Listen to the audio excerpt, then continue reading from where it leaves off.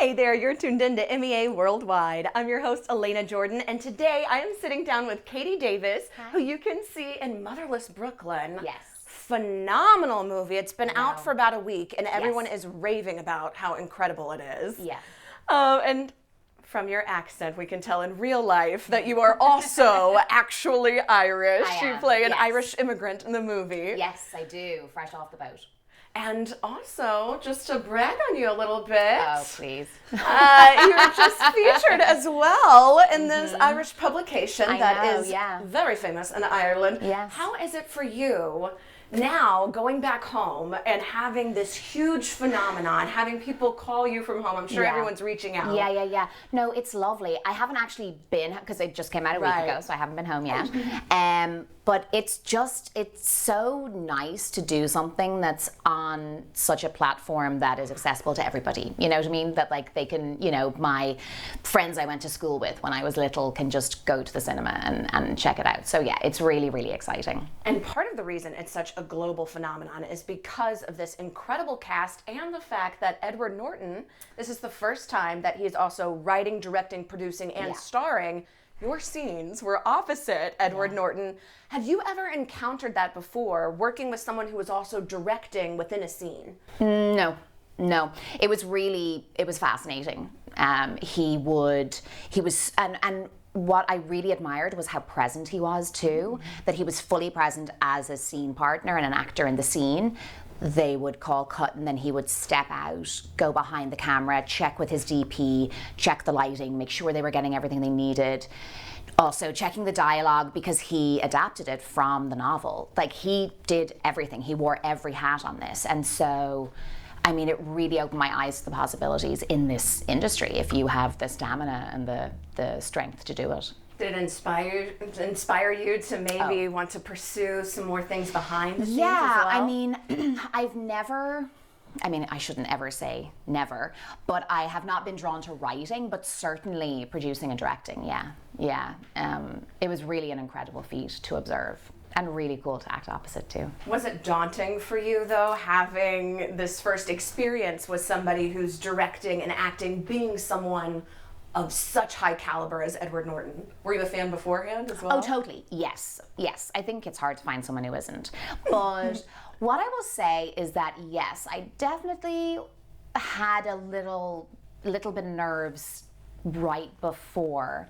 But then once I got on set, not to be blasé about it was a job. It was another job. It was getting in character and having fun, which for me is acting. And yeah, it became about that. And, maybe if he had a different attitude and wasn't as welcoming or open or collaborative, it might have been very, very nerve-wracking. But instead, I felt very much put at ease and part of a team. And yeah, it was just great. And I think that definitely reflects in the scene, too, because so phenomenal. Yeah, scene. yeah. It's just an incredible movie. Yeah. You mentioned, too, about how it was adopted from the novel. Now, the novel originally was set in the 90s. It came out in 1999. Yes, this it one did. was changed To be more 1950s. 1950s. What was it like for you getting into the hair and the makeup and the whole kind of film noir style of the 1950s? It was such a treat. And the costume designer was phenomenal. Her attention to detail just was breathtaking. Yeah, and I was also 3 months postpartum after having my son, and so it was such a treat to sit into the chair, have somebody do my hair and makeup so beautifully, and like I said, with such precision and detail. Like just even I showed up and my nails were a little more square, and they said, oh no, we can't have that. The style in the 50s, they were rounded, and so they took a nail file to file, something that I wouldn't even have thought of in a million years. And I don't think that you can see my nails in the scene, but that's what I'm talking about. The level of detail that they went into was just incredible. Yeah, and it was just really fun. Did you get to keep anything from Nothing. set? Nothing. Not No! a thing. In fact, I remember one of the PAs calling me after I finished filming, and they said, we can't find your earrings. I'm wearing these beautiful turquoise earrings in the scene. And they said, we can't find them. Did you take them? And never in a million years would I do that. It was drilled into me. I talk about it in this article, like my very first speech and drama teacher, you always hang up your costume. You never, And I said, absolutely not. I put it straight back into the bag and then put that at the bottom of the costume bag and hung it up in my trailer. They're like, okay, cool. And I never heard anything more. So they must have found them. But no, I did not get to keep anything. I love that there was a real life mystery on the set of this mystery. But instead of a slightly less dramatic one. But yes, there was. Not there who was murdered Frank, but who took the earrings. So I know. Could be a sequel. You never know. Sure.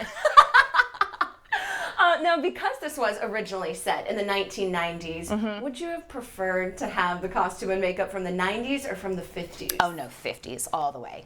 I don't need to go back to 1999 anytime soon.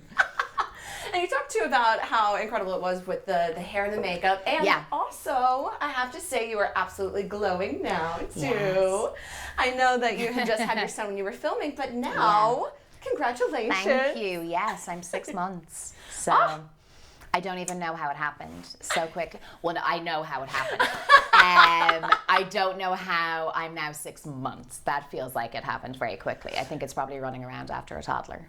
Oh, well, it's pretty incredible that you are able to play the role of mom and all of these other incredible roles, too. Yeah. One of my favorite roles, though, I have to say, Troopers. Oh, yeah. Absolutely hilarious. College Humor's Troopers. I'm a big Star Wars fan, so this is... Yes, and this is probably so cool. my favorite parody since, like, the old, like, on-tape VHS obscure parodies. Were you a fan of Star Wars when you were cast in the series? Well, the cat's out of the bag already because they were on set. They were doing behind the scenes stuff and some interviews. And in front of the director, I was like, no, I have seen like 1 or 2 Star Wars films. I didn't watch Star Trek. I have no idea. But I'm an actor. So I was like, yeah, just give me the material. I'll do what you need to do. And I did it. And it was so much fun. But no, I don't have that like back catalogue of stuff at all. No. Well, you nail the jargon too. Was that difficult at all? Because there's so much. There was so much. That was a bit rough at the start, but I was saying this to someone the other day. My memory anyway is a muscle, and once I just get into working it just gets much easier.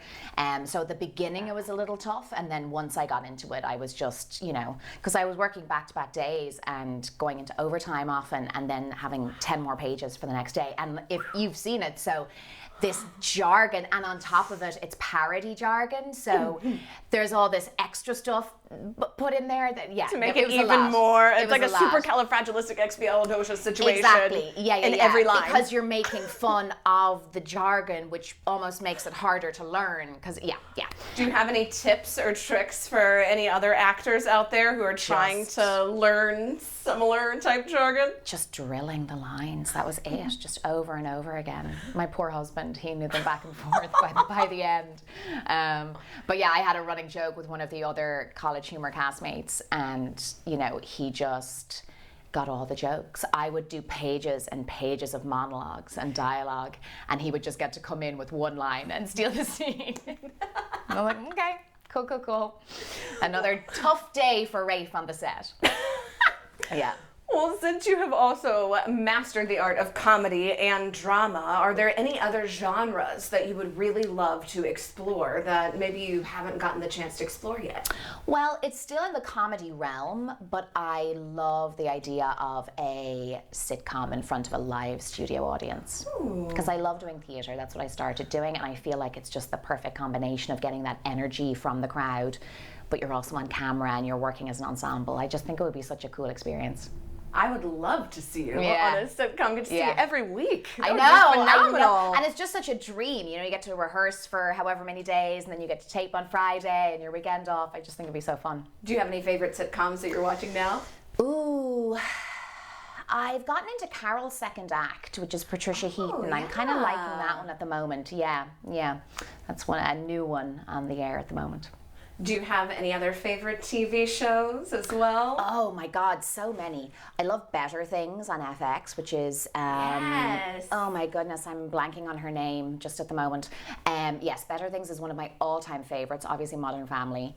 I'm Sorry. Do you know Andrea Savage's show? Yes. It's so good, and especially now that I'm a mom and a parent, I see that world that she's creating, and I'm addicted to Law and Order SVU. I see this theme of strong women filmmakers as well as strong female characters. Yes. If you could play any famous person in history, any famous woman in history, who would you want to play? It's a big question. That is a massive question. My God. I will have to get back to you. I just can't even. Oh, you know what? Actually, I think could be kind of cool. Ireland got its first female president when I was 9, Mary Robinson, and I actually think it would be kind of cool to play her. That would be really cool. Yeah. I don't know that there's that much drama around her becoming, but probably in the early 90s, just becoming the first female president in itself is loaded. Yeah. Do you have any favorite fictional female characters that inspire you? Oh, I do love, and I'm blanking on her name again, just blame it on the pregnancy, the Time Traveler's Wife, the lead character in that novel has always stuck with me.